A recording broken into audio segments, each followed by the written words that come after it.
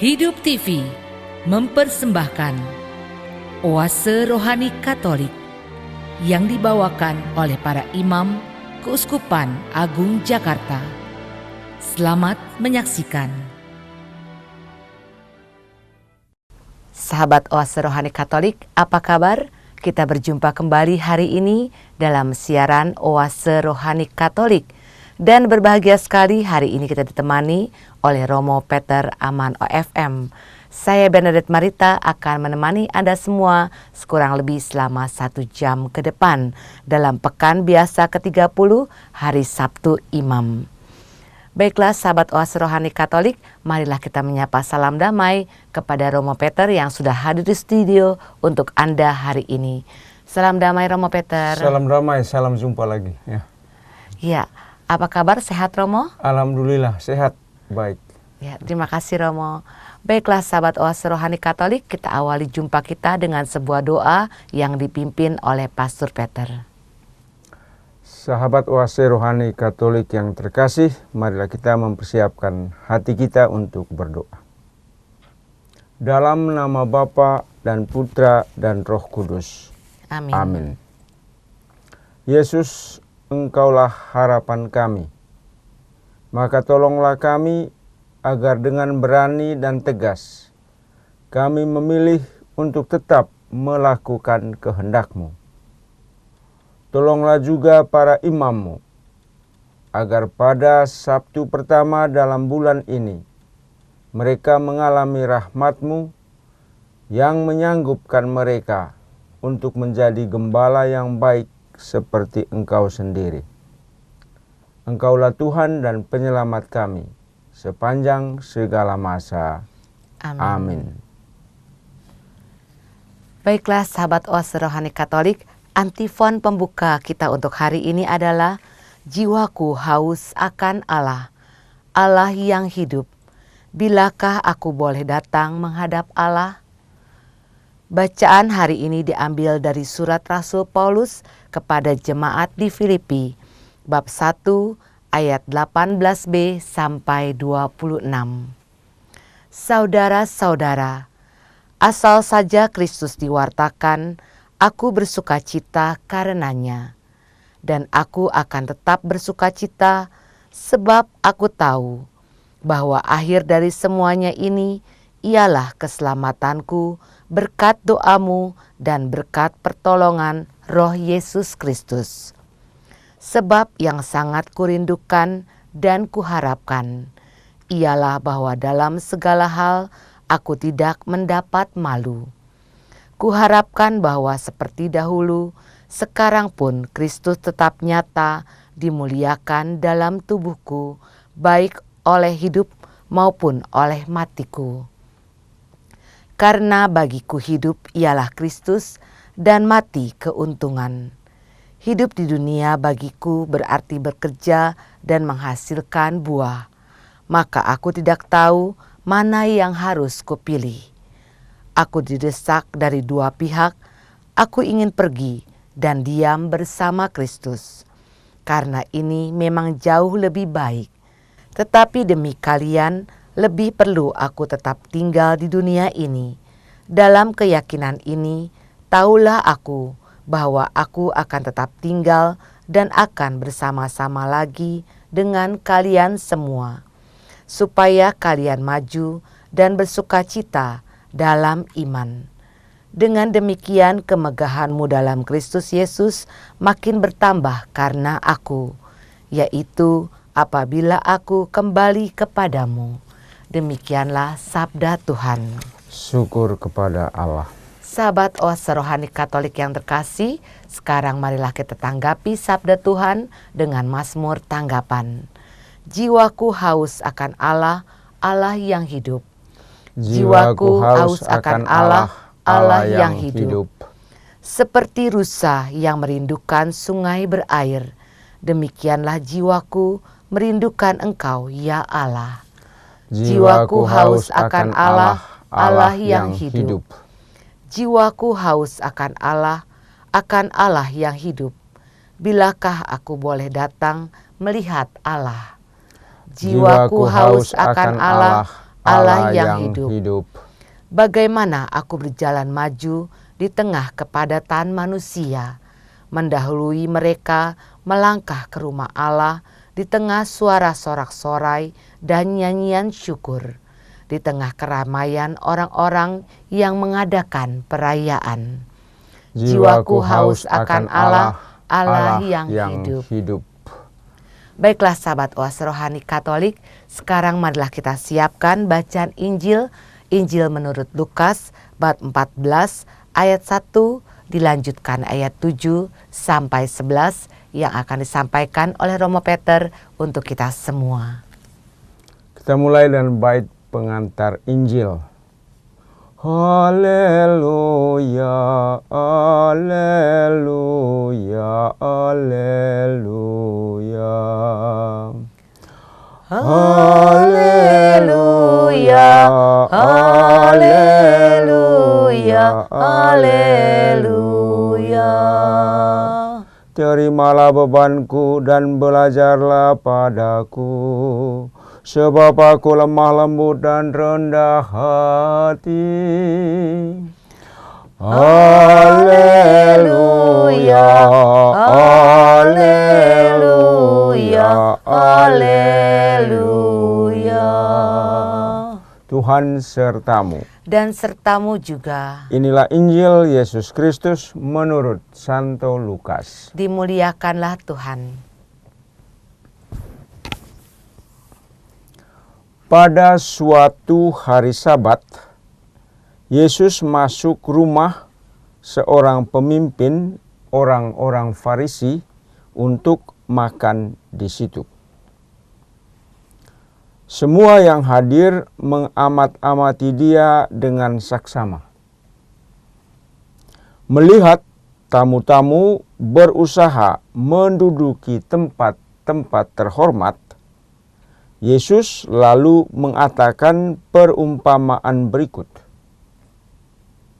Kalau engkau diundang ke pesta perkawinan, janganlah engkau duduk di tempat kehormatan, sebab mungkin ada undangan yang lebih terhormat daripadamu.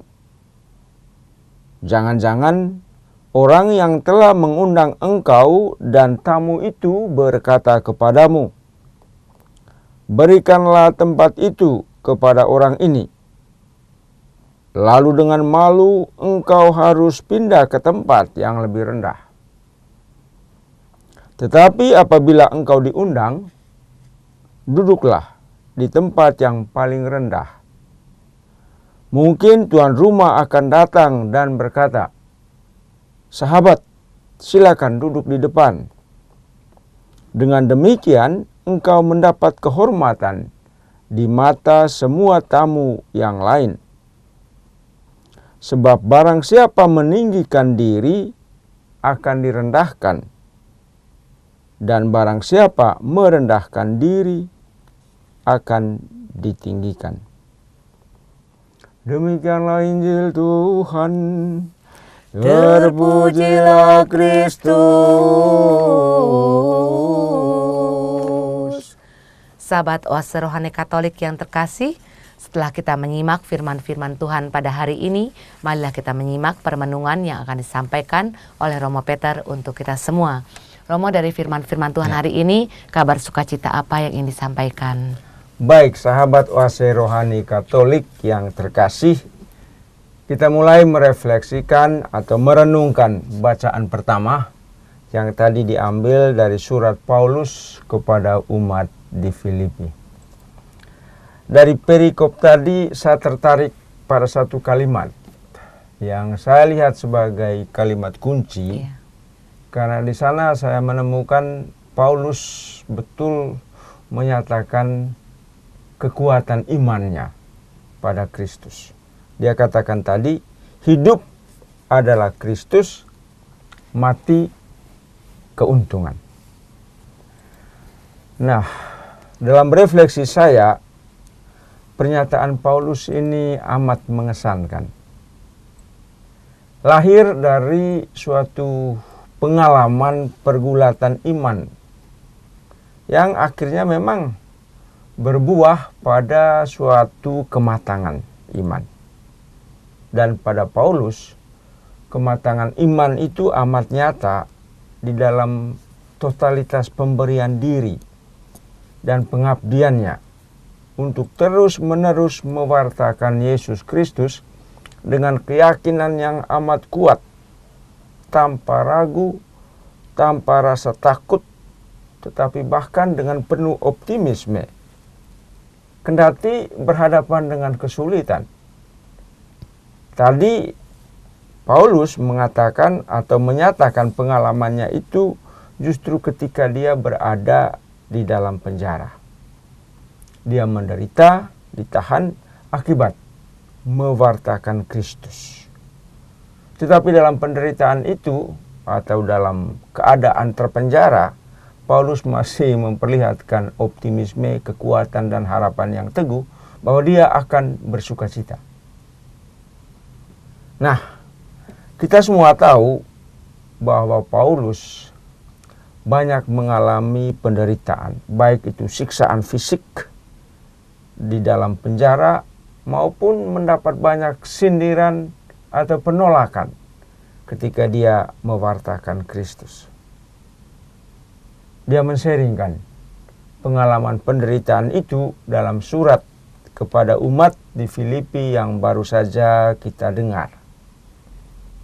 Dan kita menemukan pada Paulus pengalaman penderitaan dan pemenjaraan sama sekali tidak membuat semangatnya surut. Sama sekali dia tidak takut, bahkan semakin berani mewartakan Kristus. Dan sekarang dalam surat tadi dia katakan bukan hanya dia yang tetap bertahan, kuat dan berani, bahkan umat Kristiani, orang-orang Filipi pun tidak takut kendati Paulus di penjara. Mereka bahkan tadi dikatakan dalam ayat 14, mereka mewartakan Kristus dan dengan bertambah berani. Itu berarti bahwa pemenjaraan Paulus bagi mereka juga tidak membuat mereka takut. Tetapi justru mereka makin berani. Sesuatu hal yang tentu saja memang tidak diharapkan oleh orang-orang yang ingin memberangus, ingin menghalangi, atau ingin menghentikan pewartaan tentang Kristus. Mereka justru mengalami pengalaman yang terbalik. Bukannya orang Filipi atau Paulus makin takut, mereka malah makin berani. Ini tentu saja sesuatu hal yang menarik. Paulus justru memberikan kepada kita suatu sharing pengalaman imannya yang kuat pada Kristus. Dan memang rupanya kalau memang sungguh-sungguh yakin, kuat dalam percaya, maka keberanian, sukacita dan harapan itu menjadi suatu pengalaman yang juga akan menjadi pengalaman kita. Paulus tadi juga menseringkan bagaimana orang-orang berupaya untuk mendiskreditkan dia. Bukan hanya mendiskreditkan Paulus, tetapi juga mewartakan Kristus. Kata Paulus tadi, tidak dengan motivasi murni, tetapi dengan demi kepentingan diri sendiri. Atau mereka mewartakan Kristus karena rasa dengki, ingin menciptakan perselisihan. Mungkin pada masa kita sekarang ini, mewartakan Kristus dengan cara-cara yang tidak elok, dengan cara-cara yang berupaya untuk mencari kepentingan bagi diri sendiri, bukan demi pewartaan itu sendiri. Karena itu mereka berupaya menggembar-gemborkan hal-hal yang negatif, hal-hal yang buruk. Sehingga harapannya dengan semakin banyaknya pewartaan tentang hal-hal yang buruk, tentang Paulus, tentang Kristus, orang-orang akan surut imannya. Itu rupanya yang diharapkan. Tetapi dari pengalaman Paulus yang terjadi justru sebaliknya. Paulus malah bersukacita, harapannya bertambah. Orang-orang Filipi malah juga tidak takut mewartakan Kristus. Karena itu kita lihat dalam apa yang dikatakan Paulus tadi, sebuah totalitas keyakinan. Hidup adalah Kristus, mati adalah keuntungan. Saya sangka tidak ada sebuah penyerahan diri yang lebih total dari itu. Sehingga bagi Paulus, entah dia hidup, entah dia mati, itu bukan soal. Kenapa? Karena dalam hidup dia sudah bersatu dengan Kristus, juga dalam kematian dia tidak terpisah dengan Kristus. Ini saya sangka merupakan sebuah pengalaman iman akan Kristus yang paling sempurna. Yang juga tentu saja bagi kita semua tetap menjadi suatu tantangan. Bagaimana kita juga yang menyatakan diri percaya kepada Kristus sampai pada pengalaman bahwa bagi kita entah hidup entah mati kita itu milik Kristus. Dan itu yang Paulus sharingkan bagi kita menjadi sebuah pelajaran tetapi juga menjadi sebuah tantangan. Dan Paulus juga mengangkat dua hal yang penting. Mengapa dia menjadi begitu kuat, menjadi begitu berani, ya tidak takut. Karena dua hal. Pertama, doa orang-orang Filipi. Jadi umat mendoakan dia. Saling mendoakan. Sesuatu hal yang juga mendatangkan kekuatan percaya, kekuatan iman pada Kristus. Yang kedua, Paulus jadi mengatakan juga pertolongan Roh Kristus. Ini dua alasan mengapa Paulus berani, mengapa dia tetap bersuka cita, mengapa dia tetap berpengharapan. Karena apa? Dia rasa penderitaannya itu tidak sia-sia. Penderitaannya akan berbuah pada sukacita. Dia tidak akan dipermalukan. Sehingga memang bagi Paulus tidaklah hal yang membuat dia pesimis, membuat dia takut, membuat dia ragu mewartakan Kristus. Hidup ialah Kristus, mati ialah keuntungan. Itulah pengalaman Paulus, itulah iman Paulus yang dia sharingkan dalam bacaan tadi. Tentu pengalaman itu yang dia sharingkan kepada umat di Filipi memberi mereka semangat, membuat iman mereka juga bertumbuh, iman mereka juga semakin kuat. Mengabdi demi Yesus Kristus. Sahabat oase rohani Katolik yang terkasih, Paulus memang memiliki pengalaman yang luar biasa. Mungkin kita belum sampai ke tingkat itu.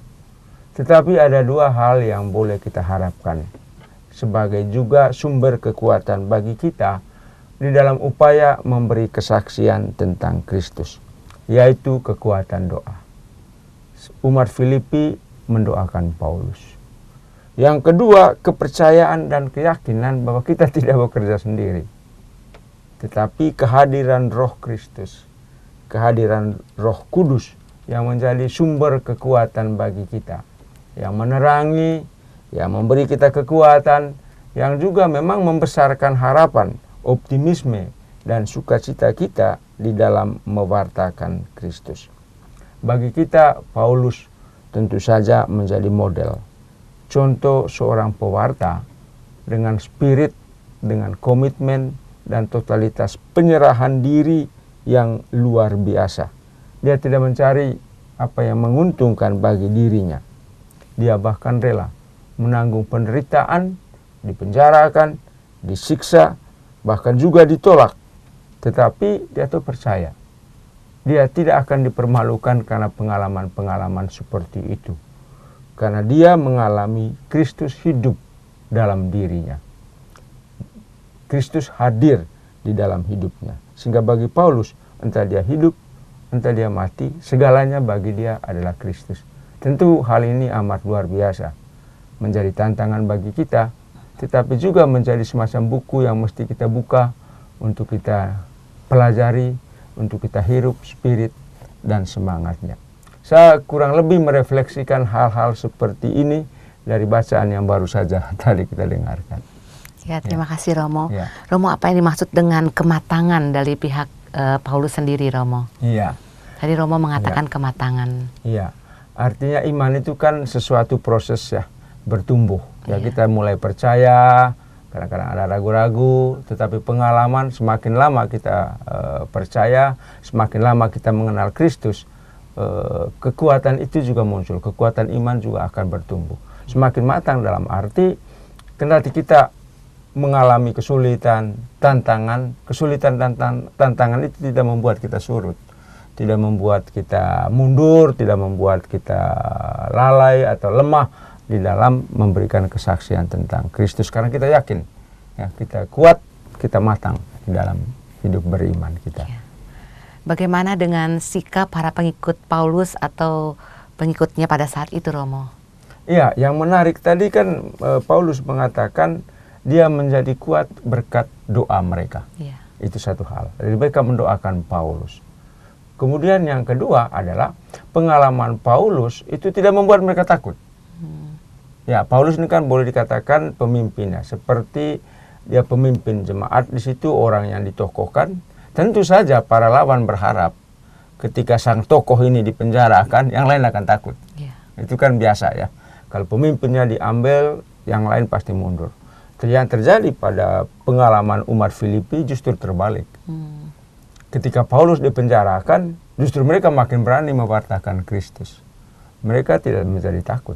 Mereka tidak hanya bergantung pada Paulus, tetapi justru pengalaman Paulus di mana dia tidak lagi punya kesempatan untuk mewartakan Kristus, bagi mereka itu peluang untuk mereka hadir dan tampil mewartakan Kristus. Bahkan Paulus tadi memuji mereka dengan berkata bahwa mereka malah bertambah berani.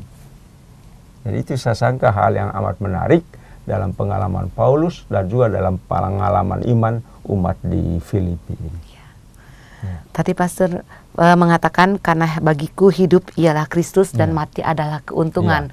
Mengapa disebut mati adalah keuntungan? Iya, seperti tadi saya katakan, bagi Paulus ya, kesatuan dia dengan Kristus itu betul-betul menjadi fondasi dalam seluruh pengalaman hidup dan kesadaran diri. Sehingga bagi Paulus kalau dia hidup bersama Kristus. Kalau juga dia mati, dia bersama Kristus. Sehingga bagi dia hidup itu positif, mati juga positif. Kenapa? Karena semuanya ada di dalam Kristus. Iya, itu. Sehingga kan Paulus juga berkata ya kepada umat di Galatia, itu dia mengatakan bukan dia lagi yang hidup, tapi Kristus hidup dalam dia. Saya sangka ini kalimat-kalimat yang meng-sharingkan pengalaman Paulus, betapa bagi dia keseluruhan keberadaannya itu bermakna justru karena kesatuannya dengan Kristus. Pengalaman kehadiran Kristus dalam hidupnya, pengalaman kekuatan Kristus di dalam tugas pewartaannya. Bagi dia itu segala-galanya. Sehingga dia mengatakan dia malah malu kalau tidak mewartakan Injil. Nah, karena itu apapun risikonya dia akan tetap mewartakan Injil. Disiksa, dipenjara atau apapun tidak menyurutkan pengalaman akan Kristus itu. Ini kekuatan luar biasa menurut saya. Betul. Dan bagaimana dukungan umat di Filipi terhadap Paulus, Romo? Ya, dukungan mereka itu justru dirasakan oleh Paulus, tetapi ketika dia berada di dalam penjara. Satu, doa-doa mereka. Dua, pekerjaan Paulus mewartakan Kristus, malah mereka ambil alih. Jadi ini betul-betul suatu dukungan luar biasa dari umat. Umat malah tidak tercerai-berai karena pemimpin ini ditangkap. Mereka justru malah sekarang tampil berperan, meneruskan apa yang menjadi pekerjaan Paulus. Sehingga ini saya sangka memang bagi Paulus juga memberi dia kekuatan luar biasa. Karena dia rasa tugas dia mewartakan Kristus tidak selesai dengan dia dipenjarakan. Umat malah sekarang harus hadir. Mereka malah harus makin matang mengambil alih peran untuk mewartakan Kristus. Kemudian Romo, apa hubungannya Mazmur tanggapan hari ini dengan bacaan kita yang pertama ya Romo? Iya, kalau kita melihat bacaan yang pertama dengan Mazmur ini memang sesuatu yang tidak bisa dipisahkan. Mengapa? Kekuatan kita sebenarnya, terutama di dalam kekuatan pewartaan memberi kesaksian tentang Kristus, itu adalah bersumber pada Allah. Sehingga memang tadi pemazmur mengatakan dia haus akan Allah. Allah itu dia ibaratkan sebagai sumber kekuatan, sebagai air hidup ya, yang akan memuaskan dahaga. Dan itu berarti dia mendapatkan kembali semangat, dia mendapatkan kembali spirit dan kekuatan untuk menjalani hidup. Dan juga dalam pengalaman Paulus, ketika berada di dalam kesulitan, penderitaan, pemenjaraan, dia tidak surut semangatnya, justru karena apa? Sumber kekuatan dia itu pada Allah. Pada yang tadi dia katakan secara eksplisit, Roh Yesus Kristus dan doa dari orang-orang Filipi. Oke Romo, terima kasih. Ya. Kemudian apa yang bisa disampaikan kepada sahabat Oase Rohani Katolik atas bacaan pertama ini Romo? Iya, percaya kepada Kristus itu berarti menerima tugas dan tanggung jawab memberi kesaksian. Ya. Memberi kesaksian juga bukan sesuatu yang mudah, bukan sesuatu yang gampang, tetapi sesuatu yang amat sulit.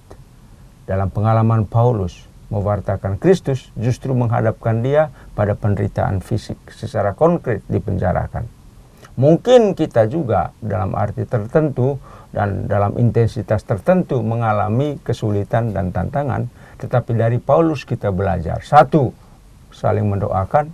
2, membuka diri pada peran kekuatan Roh Kudus, Roh Yesus Kristus. Ya. Terima kasih Romo. Baiklah sahabat Oase Rohani Katolik, kita resapkan dari hati sanubari kita apa yang sudah disampaikan oleh Romo Peter Aman untuk kita semua. Dan kami akan kembali setelah jeda berikut ini. Hidup TV mempersembahkan Oase Rohani Katolik yang dibawakan oleh para imam Keuskupan Agung Jakarta. Selamat menyaksikan. Sahabat Oase Rohani Katolik, kembali Anda menyimak siaran Oase Rohani Katolik Pekan Biasa ke-30 Hari Sabtu Imam. Dan kembali Pastor Peter Aman OFM bersama Anda. Saya Benedict Marita akan mendampingi Pastor Peter dan Anda semua kurang lebih 1 jam ke depan sampai di penghujung acara nanti. Baiklah, kita melanjutkan menyimak permenungan dari Pastor Peter di bagian kedua ini. Romo Peter, di bagian kedua ini apa yang disampaikan kepada sahabat Oase Rohani Katolik? Ya, sahabat Oase Rohani Katolik yang terkasih, tadi kita mendengar Injil Lukas bab 14 ayat 1, 7 sampai 11. Suatu kisah yang menarik dan sepertinya biasa juga di dalam kehidupan kita ya. Tadi dikisahkan tentang Yesus yang diundang makan, perjamuan. Banyak orang hadir ya. Juga dalam pengalaman kita pada masa kini ya, pengalaman berada di tengah orang banyak bagi orang tertentu itu bisa dilihat sebagai peluang mungkin untuk menampilkan diri ya, untuk menonjolkan diri, untuk memperlihatkan siapa dia, bahwa dia penting ya, bahwa dia itu orang yang terhormat, bahwa dia bukan orang yang biasa. Hal itu seringkali terjadi. Juga ketika Yesus diundang, rupanya Yesus juga mengamati hal-hal serupa di tempat di mana dia diundang untuk ke perjamuan. Orang menonjolkan diri. Apalagi untuk kita sekarang ya, sebentar lagi nih, saat ini kita sedang masuk dalam masa kampanye ya. Di mana orang berkumpul, di mana orang berhimpun, ya orang-orang yang mau menjadi anggota legislatif atau siapapun yang menjadi penguasa pasti akan selalu memanfaatkan peluang untuk memperkenalkan diri, untuk menunjukkan siapa dia di tengah orang banyak itu. Ya. Nah, kendati hal seperti itu biasa, Yesus menyentil. Yesus melalui kata-katanya tadi justru sedikit memperhatikan bahwa ada yang tidak elok di sana. Ada yang tidak tepat di dalam hal-hal yang mungkin kita anggap biasa. Nah, inti pesan Yesus itu dari bacaan tadi itu terletak pada akhir perikop, di mana Yesus mengatakan, sebab barang siapa meninggikan diri akan direndahkan, dan barang siapa merendahkan diri akan ditinggikan. Apa maksudnya? Pertama, Yesus mau mengingatkan bahwa penghormatan bukanlah sesuatu yang dicari, tetapi sesuatu yang diterima. Anda akan dihormati di mana saja Anda duduk, kalau memang Anda pantas dihormati. Tempat atau kedudukan itu tidak menjamin bahwa kita menjadi orang terhormat. Mengapa? Karena kehormatan itu adalah pengakuan ya, apresiasi, penghargaan dari orang-orang lain. Malah jika kita mencari-cari untuk dihormati, yang terjadi sebaliknya. Kita malah tidak dihormati. Kita mungkin akan dilecehkan orang, jadi bahan tertawaan, jadi guyonan orang. Yesus mengingatkan itu. Jadi kehormatan adalah apresiasi. Penghormatan adalah penghargaan yang diberikan orang. Bukan sesuatu yang kita cari. Jangan mencari-cari kehormatan untuk tidak mencari bahan tertawaan orang. Walaupun memang ya kecenderungan seperti itu selalu terjadi. Selalu ada orang-orang yang ingin dihormati. Selalu ada orang-orang yang memanfaatkan kesempatan apapun untuk menampilkan diri. Sesuatu yang bagi Yesus dalam Injil tadi justru tidak benar. Justru tidak elok. Nah, Yesus juga kalau kita baca dalam Injil Lukas ya, bab 9, 46 sampai 48, dia pernah menegur para murid. Karena para muridnya juga mencari siapa yang terbesar di antara mereka. Mereka bahkan bertengkar. Dari ke-12 murid siapa yang paling besar. Yesus mengeritik mereka dengan suatu sinisme yang amat kuat. Yaitu dia mengambil anak kecil, taruh di tengah mereka. Dan dia mengatakan, siapa yang menerima anak kecil ini, menghormati anak kecil ini, artinya anak kecil itu harus diberi hormat, mereka itulah sebenarnya yang paling besar. Mereka itulah yang berharga atau dihormati di hadapan Allah. Sehingga dia katakan tadi pada akhir Injil, yang terkecil akan menjadi yang terbesar. Nah, para sahabat oase rohani Katolik yang terkasih, dalam kehidupan manusia, posisi sosial, status sosial, atau kekuasaan politik itu sama sekali tidak punya peran apa-apa. Seolah-olah akan menjadi suatu kontribusi bahwa akhirnya juga di hadapan Allah dia akan menjadi terhormat. Tidak.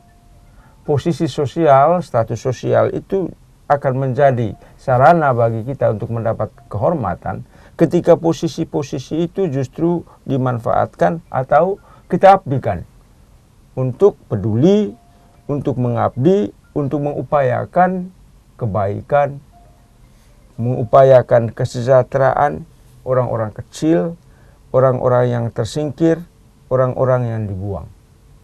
Sehingga kalaupun kita mendapat posisi sosial yang tinggi, posisi itu sendiri tidak dengan sendirinya membuat kita terhormat, tidak. Kita akan terhormat ketika dalam posisi yang tinggi itu secara sosial atau politik, kita justru malah bekerja untuk orang-orang kecil, untuk orang-orang lain, mengupayakan kepentingan orang lain lebih utama dari kepentingan diri. Jadi tidak mencari kehormatan atau kebaikan bagi diri, tetapi ketika posisi itu diabdikan, bekerja demi orang-orang lain, terutama orang-orang kecil, di situ kita akan mendapatkan pengakuan. Di situ kita akan mendapatkan respek, apresiasi dari orang lain. Sehingga posisi itu betul-betul menjadi bagi kita peluang untuk mengabdi. Peluang untuk bekerja bagi orang-orang lain. Nah, itulah yang dikatakan oleh Yesus. Posisi tidak menjamin apa-apa. Karena itu lucu sekali kalau kita hanya merebut posisi dan tidak berpikir tentang konsekuensi dari posisi yang akan kita ambil itu. Contoh yang paling jelas di dalam gereja kita adalah misalnya paus. Paus kan di dalam struktur itu merupakan dia paling utama di antara semua yang lainnya, primus inter pares istilahnya. Tetapi sudah dalam sejarah sekian lama, paus selalu menyatakan diri hamba semua hamba, servus servorum. Artinya apa? Dalam posisi yang kita lihat itu sebagai posisi tertinggi, justru posisi tertinggi itu dimanfaatkan dan dilihat sebagai peluang untuk menjadi hamba, untuk menjadi pelayan, untuk mengupayakan yang terbaik bagi orang-orang lain. Dan saya sangka contoh yang paling jelas dari itu sekarang adalah Paus Fransiskus ini, yang baik dalam kata-kata maupun di dalam sikap dia memperlihatkan itu. Sebagai seorang paus, dia justru memperhatikan yang kecil. Dia justru dekat dengan orang-orang kecil. Dia justru peduli dengan mereka yang terpinggirkan. Jadi sebuah posisi tinggi diabdikan kepada kepentingan orang-orang yang tersingkirkan dari masyarakat. Nah, itulah yang Yesus katakan tadi. Jadi yang merendahkan diri itu akan ditinggikan. Mereka itulah yang akan dihormati. Bukan orang yang dengan posisi tinggi otomatis menjadi terhormat, tidak. Baru menjadi terhormat ketika posisi itu justru diabdikan ya kepada kebaikan orang lain, diabdikan kepada kepentingan orang lain, terutama mereka yang tersingkir. Saya sangka ini pesan kuat yang disampaikan oleh Yesus dalam Injil tadi. Dia mengingatkan kita seperti dia sendiri ya. Yesus itu datang bukan untuk dilayani, melainkan untuk melayani. Dan keluhuran, kerendahan hati yang diwariskan atau yang diajarkan oleh Yesus itu justru di sana. Dia merendahkan diri serendah-rendahnya ya. Seperti juga di dalam tradisi liturgi gereja kita ya. Pada setiap hari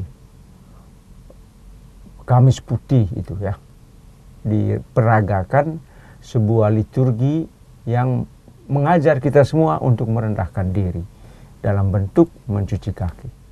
Yesus yang adalah guru, posisi tertinggi, justru dia merendahkan diri. Nah, saya sangka pelajaran ini amat penting bagi kita semua. Kita dipanggil untuk menjadi pengikut Yesus, bukan untuk mencari kehormatan, tetapi untuk mengabdi kepada orang lain. Dan kehormatan itu ada di sana. Ketika kita merendahkan diri, ketika kita berkorban, ketika kita mengupayakan dengan segala macam cara, supaya orang lain itu menjadi baik, supaya orang lain itu mendapatkan kebahagiaan dan sukacita. Saya sangka itu ya, spirit Kristiani mengajarkan kita kebesaran dan kehormatan seseorang bukan terletak pada fakta bahwa dia berkuasa, tetapi terletak pada fakta bahwa kekuasaan itu diabdikan pada kesejahteraan, kepada kepedulian orang-orang kecil, orang-orang yang miskin, orang-orang yang menderita. Sehingga memang berkuasa dengan sendirinya tidak membuat kita terhormat. Tetapi ketika kita bekerja untuk banyak orang, terutama mereka yang kecil, kehormatan itu akan menjadi sebuah apresiasi, penghargaan dari orang-orang lain. Bukan sesuatu yang kita cari. Sehingga memang Yesus mengkritik orang yang mencari kehormatan. Tidak menunggu bahwa orang mengapresiasi berkat perbuatan-perbuatan baik, berkat hal-hal yang kita kerjakan untuk banyak orang. Saya sangka ini poin dari Injil hari ini ya, mengundang kita untuk selalu ingat yang terbesar dalam kerajaan Allah justru akan menjadi yang terkecil. Dan ketika mengupayakan kebaikan bagi yang terkecil, di situ letak keluhuran atau boleh kita katakan kehormatan dari diri seseorang. Ya. Terima kasih Romo. Romo, apa konteksnya dengan manusia zaman sekarang, Romo? Ya, kalau kita lihat sekarang kan saya sangka ini sesuatu yang amat manusiawi ya. Bahwa kita ingin dihormati ya, ingin mendapat tempat terhormat. Tidak ada salah dengan keinginan itu. Tetapi Yesus mau mengingatkan kita bahwa kehormatan itu bukan sesuatu yang kita capai, tetapi sesuatu yang orang berikan kepada kita sebagai wujud penghargaan atas sesuatu yang kita kerjakan, atas sesuatu yang kita buat. Jadi penghormatan itu adalah apresiasi, jadi bukan tujuan kita. Ya. Kemudian bagaimana sikap kita terhadap orang-orang kecil yang ada di sekitar kita? Ya, saya sangka ini justru yang Yesus ingatkan kepada kita ya. Mereka yang umumnya tidak mendapat perhatian dari siapapun, ya orang-orang kecil, justru ke sana kita dipanggil dan diundang. Ya, Yesus dengan amat tegas itu mengatakannya, apa yang kamu lakukan bagi saudaraku yang paling hina ini, kamu lakukan untuk aku. Sehingga orang berkata juga ya dalam bahasa yang mungkin agak tinggi, kontemplasi kehadiran Allah dalam diri orang yang menderita. Artinya Allah hadir di sana. Yesus hadir di sana. Sehingga berbuat baik kepada mereka, Yesus katakan itu sama dengan berbuat baik kepada dia sendiri. Sehingga memang ya mencari Allah, mengalami Allah itu tidak susah-susah amat sebenarnya. Tetapi ketika kita berupaya membuka diri bagi mereka yang tersingkir, terbuang, di sana justru kita akan menemukan pengalaman itu. Romo, barang siapa meninggikan diri akan direndahkan, dan barang siapa merendahkan diri akan ditinggikan. Mengapa ini harus dikatakan kalimat itu, Romo? Iya, ini kan spiritualitas pelayanan ya. Karena yang paling penting di dalam seluruh kehidupan Yesus itu kan adalah pelayanan dan pengabdian diri. Ya, seperti Paulus sendiri mengatakan, Yesus itu Allah, tetapi dia merendahkan diri sampai serendah-rendahnya, taat sampai mati disalib. Sehingga memang kita dipanggil mengikuti cara Yesus, itu turun untuk melayani, masuk ke dalam dunia orang-orang yang paling kecil, yang paling luput dari perhatian, yang paling tidak dipedulikan. Mengapa? Karena memang Allah ya yang diwartakan oleh Yesus, yang juga dialami mulai orang-orang Israel sampai pada kita, itu adalah Allah yang peduli. Allah yang mendengarkan rintihan dan jeritan orang-orang yang menderita, yang kita sebut sebagai Allah moral. Artinya Allah yang peduli, Allah yang punya hati pada orang-orang kecil. Sehingga percaya pada Allah seperti itu berarti juga seperti Yesus, ya, yang datang bukan untuk dilayani, melainkan untuk melayani. Ini sesuatu yang boleh kita katakan sesuatu yang hakiki di dalam spirit Kristiani, yaitu spirit pelayanan, spirit pengorbanan, dan spirit solidaritas. Ya. Seperti apa contohnya spirit pelayanan dalam kasih Kristus ini dalam kehidupan kita sehari-hari, Romo? Iya, kepedulian pada orang kecil. Saya beringat satu cerita yang amat sederhana mungkin, dari seorang ibu di Jogja. Saya dengar tahun 90-an. Apa yang dia buat tiap hari itu ya sesuatu yang biasa, yaitu dia selalu menyiapkan teko air putih di depan rumahnya untuk siapa saja yang lewat. Jadi ada orang yang haus, bisa tuang minum dari situ. Ini kan upaya-upaya bagaimana kita itu berbagi, bagaimana kita itu peduli pada apa yang menjadi kepentingan orang-orang lain. Yang paling sederhana memberi air. Itu juga bisa kita lakukan. Atau mempunyai kebiasaan-kebiasaan tertentu, ya. Entah pelayanan sosial, entah di mana. Saya sangka di dalam lembaga gereja, terutama gereja Katolik, itu kan ada begitu banyak lembaga yang memang menghadirkan secara konkret perhatian gereja pada orang-orang kecil. Entah itu Panti Jompo misalnya, ya, atau rumah sakit, atau rumah untuk orang-orang cacat. Saya sangka ini bentuk-bentuk kepedulian nyata bagaimana kita gereja peduli pada orang-orang kecil, melayani orang-orang kecil yang ya, sama sekali mungkin dari sudut kepentingan kontribusi mereka mungkin untuk secara sosial ekonomi tidak ada. Tetapi justru orang seperti itu yang kita perhatikan. Jadi kita menghadirkan sebuah cara berpikir yang lain. Kita tidak lagi memperlakukan orang berdasarkan apa yang dia hasilkan, apa yang dia berikan, tetapi justru kita menghargai dia karena dia manusia, apapun keadaan dan situasinya. Ya.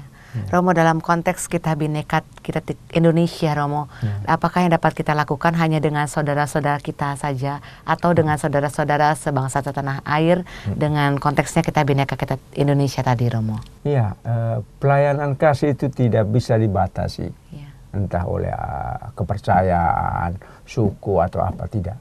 Karena memang panggilan kita untuk mengasihi sesama manusia, siapapun dia.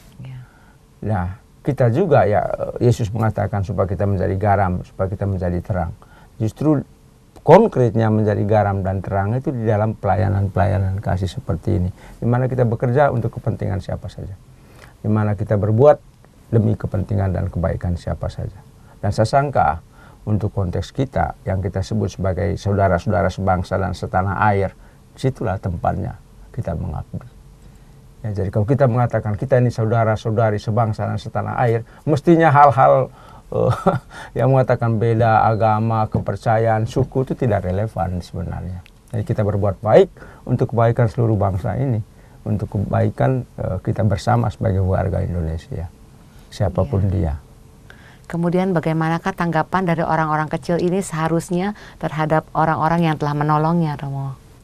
Iya, saya sangka ini juga godaan bagi kita, bahwa kita memang berbuat baik karena kita ingin berbuat baik. Iya. Kadang-kadang kan mungkin orang mengalami, mungkin tidak ada ucapan terima kasih. Ya kenapa itu yang kita cari? Bisa saja tidak dipedulikan.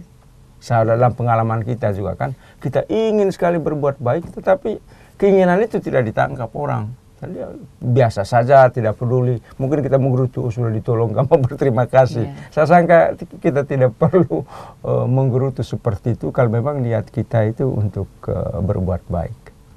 Sehingga kadang-kadang godaannya justru di situ. Seolah-olah kita memberi supaya entah seperti tadi kembali ke Injil, supaya Iya. kita dihargai, supaya dihormati, tidak.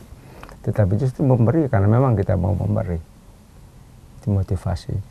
Berarti motivasi kita adalah memberi dan menolong Iya. orang-orang itu dengan apa adanya, dengan seikhlasnya, Ya, Romo ya. seikhlas-ikhlasnya. Ya, betul. Iya.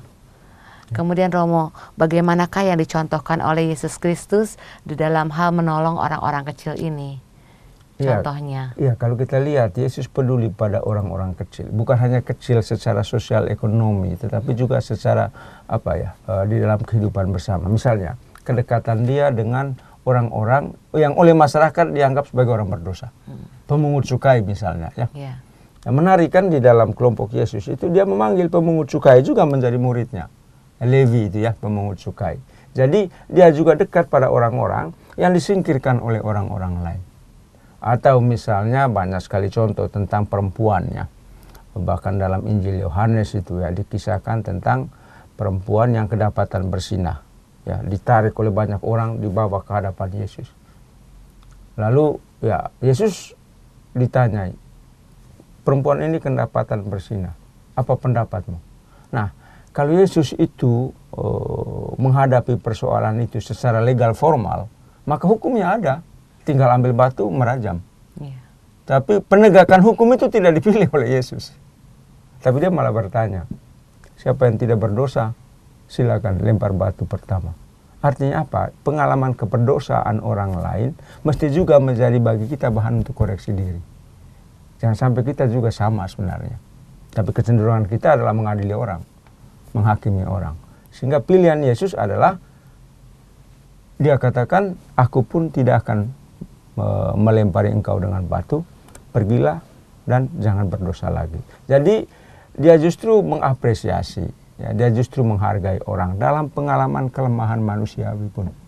Tetapi dia hanya menuntut supaya berubah. Kita semua bisa jatuh melakukan kesalahan apapun sebagai manusia, tetapi kita justru dituntut untuk berubah. Nah, itu yang diharapkan oleh Yesus, sehingga dia tidak akan ikut-ikutan orang lain menilai atau mengambil satu tindakan hukum terhadap perempuan yang berdosa yang dianggap oleh masyarakat itu jahat. Yesus justru malah mendekati mereka. Ya. Bagaimana sikap kita seharusnya, Romo, terhadap orang-orang di sekitar kita? Ya, saya sangka mesti seperti itu. Artinya apa? Saya sangka kerusakan di dalam relasi sosial itu kan lebih bukan pada orang sebenarnya, tapi pada diri kita sendiri. Artinya apa? Seperti tadi dikatakan, saya katakan itu ya.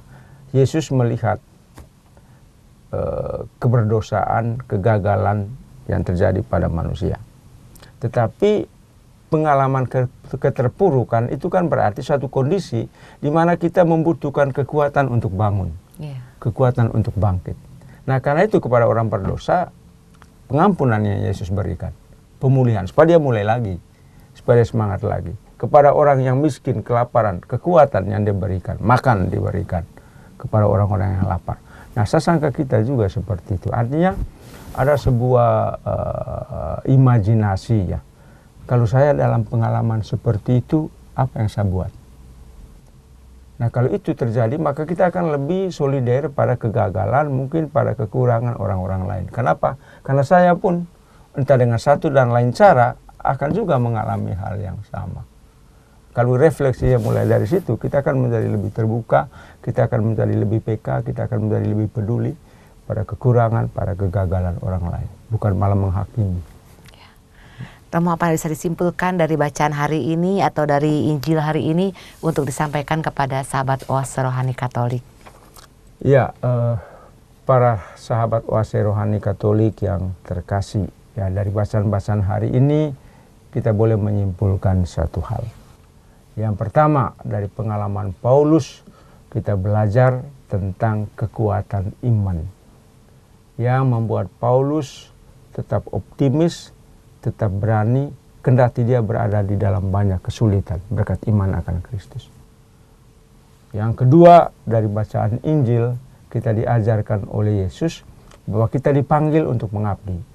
Kita dipanggil untuk peduli pada orang-orang kecil. Dan kita tidak dipanggil untuk mencari kehormatan pada kepentingan diri kita sendiri. tetapi dipanggil untuk mengabdi kepada mereka yang kecil, dan kehormatan itu adalah sebuah apresiasi, adalah sebuah penghargaan. Kita tidak hidup untuk mendapatkan kehormatan, tetapi kita hidup untuk memulihkan, menghargai dan peduli pada mereka yang kecil, yang mungkin tidak terhormat di dalam kehidupan setiap hari. Dan di sanalah nilai, di sanalah kekristenan atau kesetiaan kita pada Kristus kita jalankan dengan amat konkret, karena kita pun di sana mewujudkan apa yang dikatakan oleh Yesus. Dia hadir, dia datang untuk melayani. Sebagai pengikutnya tidak ada pilihan lain, tidak ada jalan lain bagi kita selain juga jalan melayani. Ya, terima kasih Romo. Ya. Baiklah sahabat Oase Katolik, demikian maka Romo Peter Aman dan saya Bernadette Marita Tanaga undur diri dari ruang dengar Anda. Kami mengucapkan salam damai, tetap semangat dan tersenyum. Kita akan tutup jumpa kita dengan doa penutup dan berkat Tuhan dari Pastor Peter Aman. Marilah berdoa. Allah Bapa yang Maha Kuasa dan Maha Kasih, kami bersyukur kepadamu karena iman yang Engkau anugerahkan kepada kami, yang mengantar kami kepada perjumpaan dan pengenalan akan Yesus Kristus Putramu, sumber dan tujuan hidup kami. Kami mohon kepadamu, curahkanlah Roh Kudus-Mu kepada kami, agar kami semakin kuat dan setia mengikuti Dia, dan semoga kami pun diteguhkan di dalam mengikuti jalan Yesus, jalan untuk melayani, jalan untuk peduli, jalan untuk memperjuangkan kebaikan orang-orang lain.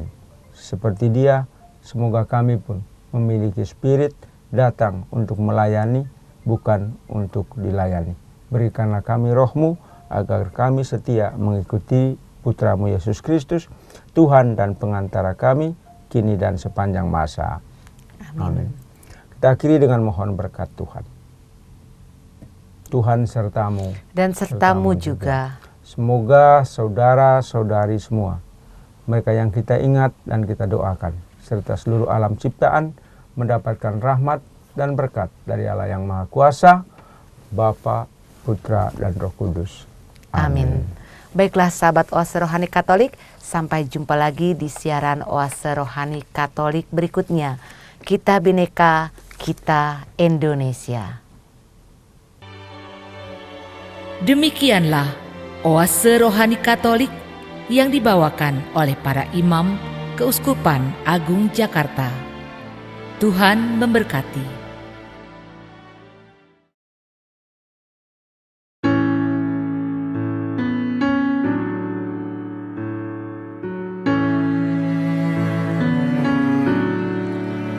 Take me, Lord, into your heart. Take me, Lord, till I'm fulfilled. Save my life, for you are God. I survive, 'cause you are near. You're the one that I adore. Fill my cup so I'll be blessed. And you know I need you more. Come, O Lord, into my heart. Lord, I love you. Lord, I need you. My Lord, oh, hold me tight. Lord, I praise you. Lord, I worship you. Bless me, Lord, for you are great.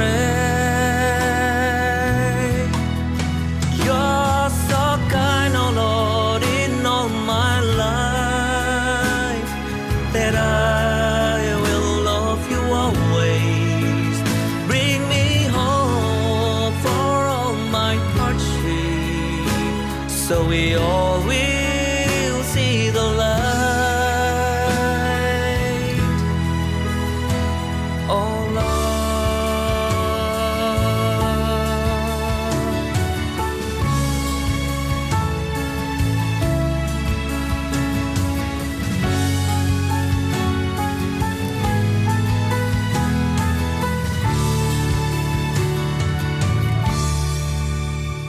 you know that I love you with all my heart and mind. Fill me, Lord, with all your blessings, so I know that you are near. Lord, I love you. Lord, I need you. My Lord, oh, hold me tight. Lord, I praise you. Lord, I worship you. Bless me, Lord, for you are great. You're so kind, oh Lord, in all my life, that I will love you always. Bring me hope for all my hardship, so we all will see the light. You're so kind, oh Lord, in all my life, that I will love you always. Bring me hope into my troubles, so we all will see the light. Oh Lord.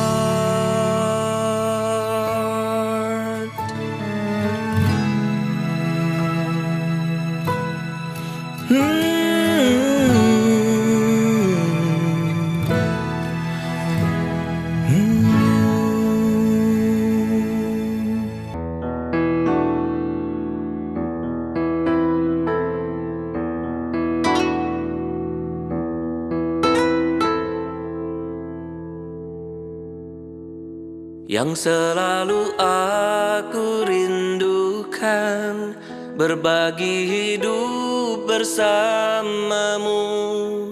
Takkan pernah terpikirkan berpisah dari dirimu. Hanya kau satu selamanya, tetaplah kita terus bersama. Jalani hidup bersamamu, karena Tuhan telah satukan.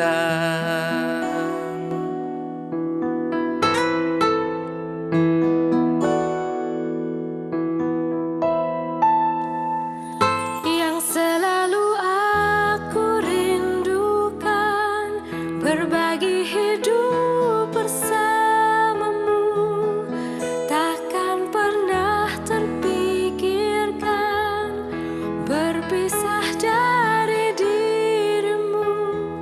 Hanya kau satu selamanya, tetaplah kita terus bersama. Jalani hidup bersamamu, karena Tuhan telah satukan. Bersamamu selamanya, berdua mengarungi cinta, menjaga kesucian cinta, kehendak Tuhan selamanya.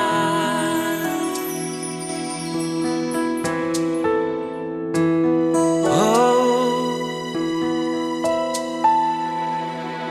yang selalu aku rindukan, berbagi hidup bersamamu.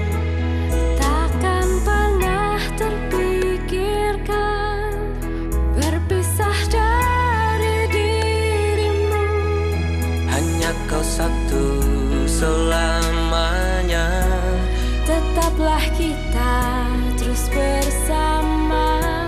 jalani hidup bersamamu, karena Tuhan telah satukan.